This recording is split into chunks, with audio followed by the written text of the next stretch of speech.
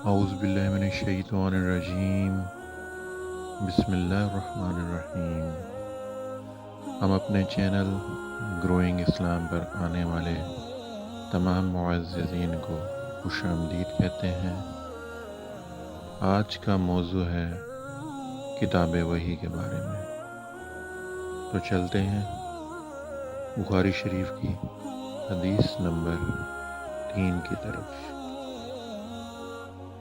حضرت صلی اللہ تعالیٰ علیہ وسلم پر وحی کا ابتدائی دور اچھے سچے پاکیزہ خوابوں سے شروع ہوا۔ آپ خواب میں جو کچھ دیکھتے وہ صبح کی روشنی کی طرح صحیح اور سچا ثابت ہوتا۔ پھر من جانب قدرت آپ تنہائی پسند ہو گئے اور آپ صلی اللہ تعالیٰ علیہ وآلہ وسلم نے غار حرا میں خلوت نشینی اختیار فرمائی اور کئی دن اور رات وہاں مسلسل عبادت اور یاد الہی و ذکر و فکر میں مشغول رہتے۔ جب تک گھر آنے کو دل نہ چاہتا توشہ ہمراہ لیے ہوئے وہاں رہتے۔ توشہ ختم ہونے پر ہی اہلیہ محترمہ حضرت خدیجہ رضی اللہ تعالیٰ عنہ کے پاس تشریف لاتے اور کچھ توشہ ہمراہ لے کر پھر وہاں جا کر خلوت گزیں ہو جاتے۔ یہی طریقہ جاری رہا یہاں تک کہ آپ پر حق منکشف ہو گیا اور آپ غار حرا ہی میں قیام پذیر تھے کہ اچانک حضرت جبرائیل علیہ السلام آپ کے پاس حاضر ہوئے اور کہنے لگے کہ اے محمد پڑھو۔ آپ فرماتے ہیں کہ میں نے کہا کہ میں پڑھنا نہیں جانتا۔ آپ صلی اللہ تعالیٰ علیہ وسلم فرماتے ہیں کہ فرشتے نے مجھے پکڑ کر اتنے زور سے بھینچا کہ میری طاقت جواب دے گئی۔ پھر مجھے چھوڑ کر کہا کہ پڑھو۔ میں نے پھر وہی جواب دیا کہ میں پڑھا ہوا نہیں ہوں۔ اس فرشتے نے مجھ کو نہایت ہی زور سے بھینچا کہ مجھ کو سخت تکلیف محسوس ہوئی۔ پھر اس نے کہا کہ پڑھ۔ میں نے کہا کہ میں پڑھا ہوا نہیں ہوں۔ فرشتے نے تیسری بار مجھ کو پکڑا اور تیسری مرتبہ پھر مجھ کو بھینچا۔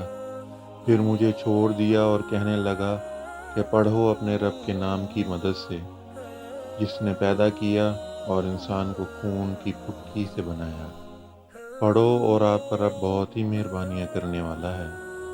بس یہی آیتیں آپ حضرت جبرائیل علیہ السلام سے سن کر اس حال میں غار حرا سے واپس ہوئے کہ آپ کا دل اس انوکھے واقعے سے کانپ رہا تھا۔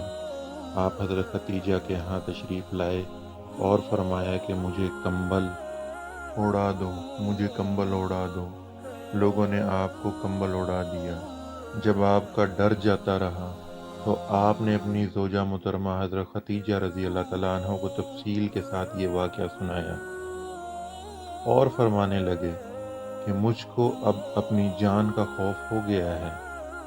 آپ کی اہلیہ محترمہ حضرت خدیجہ رضی اللہ تعالیٰ عنہ نے آپ کی ڈھارس بندھائی اور کہا کہ آپ کا خیال صحیح نہیں ہے۔ خدا کی قسم آپ کو اللہ کبھی رسوا نہیں کرے گا۔ آپ تو اخلاق فاضلہ کے مالک ہیں، آپ تو کنبہ پرور ہیں، بے کسوں کا بوجھ اپنے سر پر رکھ لیتے ہیں، مفلسوں کے لیے آپ کماتے ہیں، مہمان نوازی میں آپ بے مثال ہیں اور مشکل وقت میں آپ امر حق کا ساتھ دیتے ہیں۔ ایسے اوصاف حسنہ والا انسان یوں بے وقت ذلت و خواری کی موت نہیں پا سکتا۔ پھر مزید تسلی کے لیے حضرت خدیجہ رضی اللہ تعالیٰ عنہ آپ صلی اللہ تعالیٰ علیہ وسلم کو ورقہ بن نوفل کے پاس لے گئیں جو ان کے چچا زاد بھائی تھے اور زمانہ جاہلیت میں نصرانی مذہب اختیار کر چکے تھے اور عبرانی زبان کے کاتب تھے۔ چنانچہ انجیل کو بھی حسب منشاء خداوندی عبرانی زبان میں لکھا کرتے تھے۔ انجیل سریانی زبان میں نازل ہوئی تھی، پھر اس کا ترجمہ عبرانی زبان میں ہوا۔